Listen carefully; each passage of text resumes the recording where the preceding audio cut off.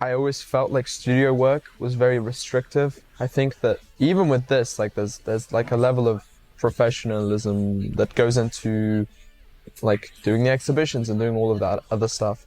I just want to like do it, you know. I don't like the planning and I don't like how long it might take. I have to take photos. And I think for the longest time I wanted to combine my two interests in painting and cinema. Like I didn't have the resources for film, but I also didn't have the experience in art. So I think that's why photography kind of bridged those two gaps where I could create these stills, I think, that mirrored film with the idea that I didn't have to learn to paint. I love making photographs that feel like paintings, but I didn't have the time to learn. Leeds is good. There's a lot of characters.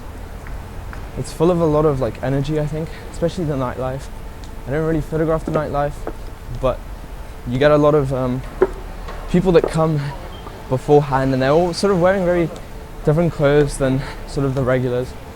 So it creates this like, I don't know, this like weird dual thing. I like that as well. I like layering people. So when you have a bunch of people in a photograph that are so different culturally and physically, and you know, it's interesting to me. You know, people have a thing about, you know, photographing the homeless, and I think there is more of like an ethical thing where you probably should ask in most cases, and I do, but sometimes I don't. And there's been a couple of photos where I didn't ask, and I think if I had asked, it just would have ruined the shot. And you know, people have a problem with that. People don't understand that you do have to include everyone. And I think excluding the homeless would prevent like future viewers of street from sort of understanding maybe the severity of the homeless issues right now.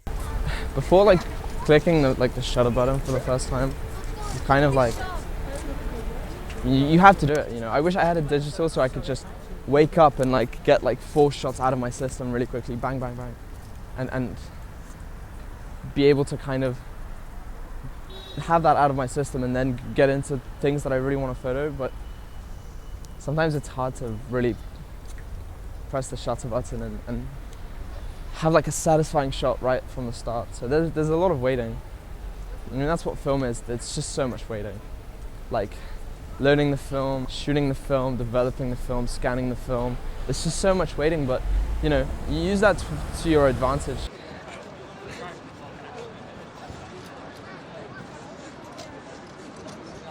I think when I've taken photos of Palestine in the past, the Palestinian protests, I've done it in a way where, you know, if you put it in a post or something, you don't want to make it about that unless you are intentionally spreading awareness about it. You know, when it's in a post full of a bunch of other photos that have nothing to do with the protests, it does feel very, it's not a black and white thing, it's very fuzzy.